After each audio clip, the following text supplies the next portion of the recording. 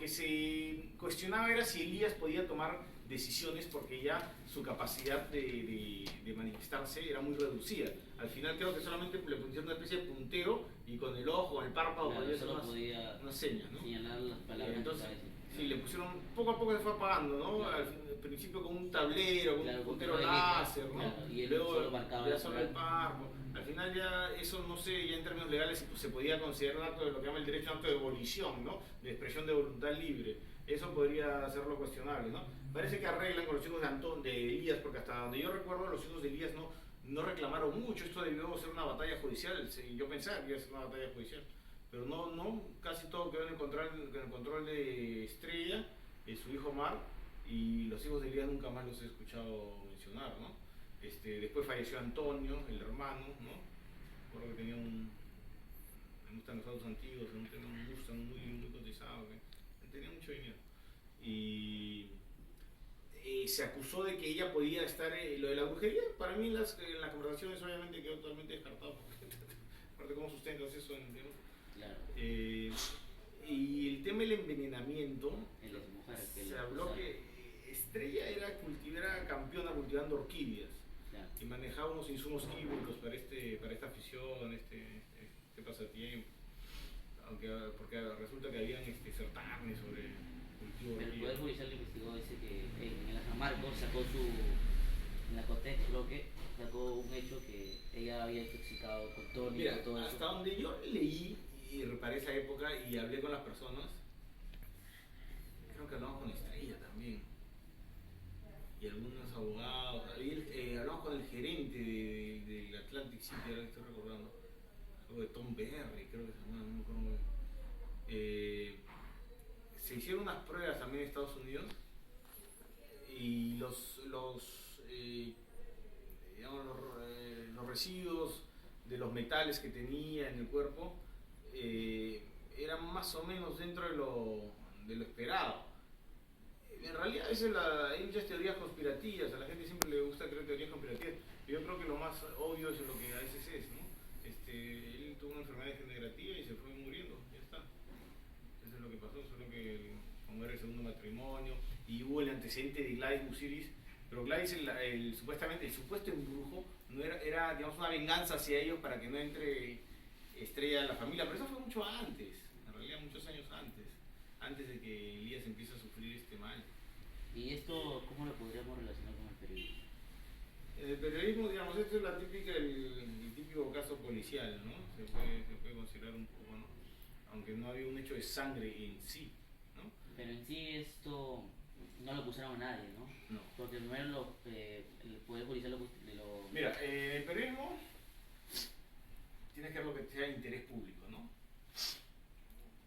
Algo que le pasa a tu vecino, que de repente no es interés público, ¿no? Entonces, sin embargo, el hecho puede ser de interés público, ¿no? Unas personas que no son conocidas, no son funcionarios, no son personas que pertenecen, no sé, a la actividad deportiva o espectáculos, ¿no? Normalmente, incluso en temas de derecho al honor, se relativiza su protección del derecho al honor, dado que son personajes públicos, ¿no? Cuando el tema atañe a la cosa pública, los personajes ya tienen un interés periodístico. Por ejemplo, no sé, pues está Messi camina por la calle, no es ninguna nota que camine, vean a Messi caminando por la calle, ¿no? Como el Beatle que salió a McCartney, salió en su bicicleta, ¿no? McCartney salió en su bicicleta, ¿no? Entonces, todo el mundo sale en su bicicleta, ¿no? Pero el hecho es de interés público porque es McCartney, ¿no? Entonces, ahora, si es una persona X y de repente lo pisó un carro y se dio otra vuelta de campana, pues ya es un hecho más público, ¿no? Entonces ya adquiere relevancia por el hecho en sí, ¿no? No es acá que Elías, ni Estrella, ni Gladys habían sido personajes, digamos, públicos, no tenían cargos administrativos, ¿no? Ni eran personas. Había un poco por el tema de Omar Machi, ¿no? El caso de Gladys ya se había ventilado, recuerdo en Panorama, si mal no recuerdo, hace muchos años, por lo que ya había recordado un poco. Pues estos casos de sociedad siempre son interesantes, ¿no? Es lo que en tu momento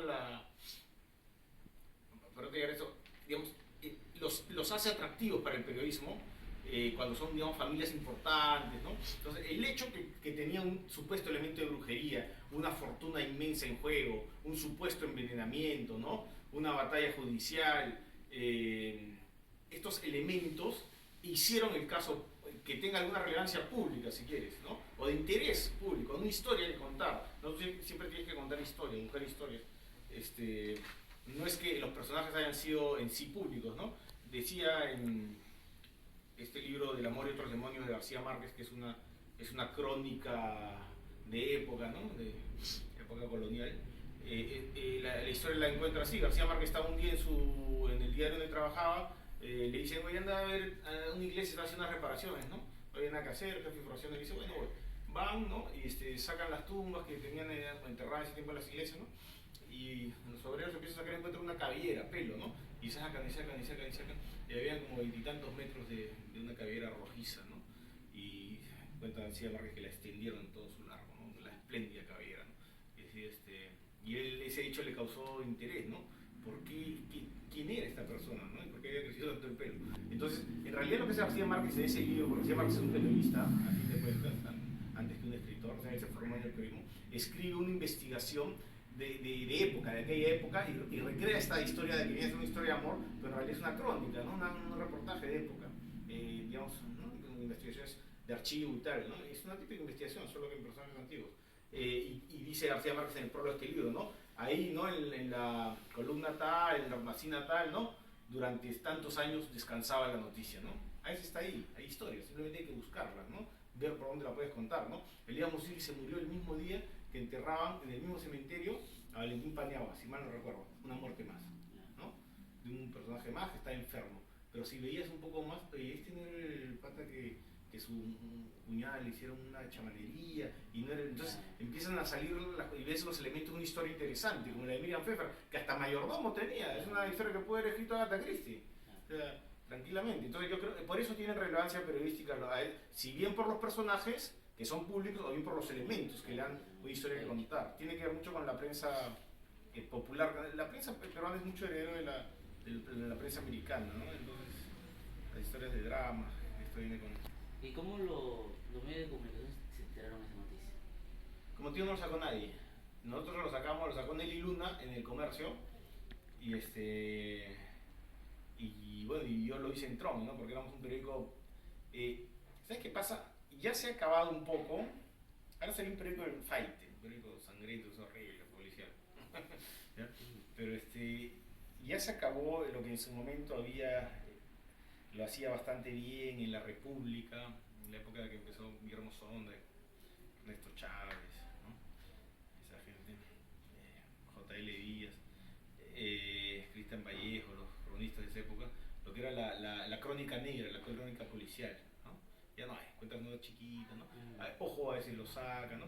Pero Trump estuvo sacando una época y ya se había dejado, entonces yo lo propuse al periódico, y como el editor tenía un filo literario, leía mucho de San Marcos, ¿no? Teníamos afinidades literarias y de cine, entonces nos gustó, trabajamos crónicas negras. Lo de Pfeffer lo sacamos todavía en 2 entregas, antes de que el caso de Pfeffer sea conocido. Hicimos entrega 1, y el director le gustó, está muy larga, pero me gusta la historia, así que vamos a sacarla en 2 capítulos. Y hasta en capítulos sacamos 2 domingos, ¿no? Eso ya se había dejado en el periodismo, ¿no? Hoy día ya también, ya no leo mucho, ahora leo por internet, ¿no? Pero en los periódicos ya no veo crónica policial, ¿no? Que es un género que a mí particularmente me gustaba. Entonces, sí, lo hicimos simplemente... Yo creo que nos interesamos por una cuestión subjetiva. Se interesó Nelly Luna porque yo creo que tiene un perfil que le gusta la investigación, también la literatura negra, me parece. Y porque simplemente fue una inquietud subjetiva que tenía que ver con mis recuerdos respecto a la familia Musilis, ¿no? Yo había conocido a los Musilis, y porque, bueno, me dio las facilidades del periódico de hacer crónica negra, que ya no se hacía, investigaciones policiales, que se hacía muy poco, ¿no? La hacen la revista Caretas, a veces, ¿no? Pero son formatos que tienen más extensión, ¿no? Sí. Y este tema es narcotráfico, ¿no? Nosotros sacábamos, a veces podía haber un crimen en la peluquería, ¿no? Y yo me iba y dibujaba a los vecinos, ¿no? Porque ahora lo que hacen los periodistas van, bueno, cuando yo trabajaba ahí, y van al atestado policial, ¿no? Entonces consiguen el atestado y es todo, ¿no? Hasta ponen la declaración, pero ¿cómo saben lo que pasó realmente, no? Porque los policías ponen lo que les da la gana. Entonces, es un decir, ¿no? Pero reinterpretan unas cosas, ¿no? No quiero decir que la policía investigue mal, ese es su trabajo también. Pero a mí me gustaba para construir la novelita, por qué mató este pata a su papá, no me bastaba lo que salía en el atestado, tenía que ir a ver, buscar a los amigos del colegio, ¿no? De repente contó un testimonio, que me contó una anécdota, algo. Obviamente tenías que hacerlo en el poquísimo tiempo que te permite el periodismo. Yo salía cada domingo mis notas, ¿no? Entonces me permitía trabajar hasta el viernes. Bueno, ya la escritura la hacía de un papazo, ¿no? Porque ya, pues, como el formato del periodismo, del periodismo, del diarismo, ¿no? No del revistero, el diarismo te hace escribir rápido, ¿no? Yo creo que nos interesamos porque yo me enteré por el artículo de Nelly Luna y porque, bueno, yo lo vi y me acordé de la familia Musir, pero no recuerdo que fue un caso, o sea, cuando murió que la gente lo trató. El que sí se reventó por la televisión fue el de Gladys Musiris, muchos años antes, ¿no? Básicamente es eso, no fue un caso sonado. Eso fue el que un poco indagó, porque lo pusieron, lo planificaron, pero usted indagó más por ese tema. Yo indagué por una cuestión que dije, acá hay una historia, dije, ¿no? Claro. Como la que está contando García Márquez, ¿no? Y me daban carta libre para hacerlo. Probablemente en otro periódico, Claro. y sin la confianza que yo tenía en mis jefes, no hubiese salido. Mis jefes me daban carta libre para que proponga ideas, temas, ¿no? Yo tenía una especie de era volante en el periódico, ¿no? Yo no tenía horario, tenía que traer un reportaje los fines de semana. Venía si quiere el viernes, el sábado o toda la semana, ¿no? Y yo estaba investigando mi tema por mi cuenta. Entonces, digamos, fue una buena época porque me permitían hacer temas, ¿no? Veía crónicas hasta de todo, pues Sara Helen, históricas, metía temas hasta culturales en un periódico popular. Es una situación, digamos, un poco atípica, ¿no? Que no se da en el diarismo, pero en el diarismo tú sales tus notas, anotas, ¿no? Editas y ya está, no tienes mucho tiempo. Y en la finalidad es que él primero hubo dos casos, ¿no? Que el primero dijeron que él estaba envenenado Sí. por su esposa, Sí. y después dijeron que salió un video que lo había embrujado su cuñada, Gladys. Es que el video ya existía hace tiempo. Ya existía. Sí, el video había salido en los años 90, en la primera mitad de los 90. Es que de hecho ya se estaba... Y era, digamos, la familia Musiri lamentablemente se relacionó por ese caso, por ese video. Claro. El de Gladys Musiris haciendo brujería, que todavía salía en calzón, Claro. una cosa media... que tuvo una bruja. No. No tuvo una bruja, porque en ese momento salía con una bruja, Eva Urquiza. Después llamó al poder policial que ella me mandó ella mandó a buscarla a ella para hacer un tipo de Probablemente. brujo, claro. Lo que recuerdo es que a través del chofer contactó, no sé si a las brujas o el chofer sabía de brujería. De repente Claro, a través el chofer también llamó y todos dijeron a la policía que... No dijeron a la policía, pero llamaron supuestamente a decir que era cierto lo que habían dicho, que había llamado a los brujos para embrujarlo. Sí, pero el video es muy anterior, ¿eh? ¿Sí? Elías se enferma después y muere muchos años después. Claro, pero también riesga, ¿no? Eso también es como dio un hecho que la familia ya no estaba tan en familia, ¿no? No, claro, estaban divididos. Claro, estaban divididos, ya no estaba... Antonio y Elías eran buenos hermanos, pero se pelearon a raíz de... No se pelearon en realidad. El Gladys, no sé qué tendría en su personalidad, pero no deseaba que Estrella Watt entre a la familia, me imagino, porque ella pensaba que quería agarrarse la plata de los Musiris, Claro. qué sé yo. Los Aguat tampoco eran cualquier familia, Estrella Watt tenía sus recursos, pero bueno, en fin, se le metió, que no la quería ver.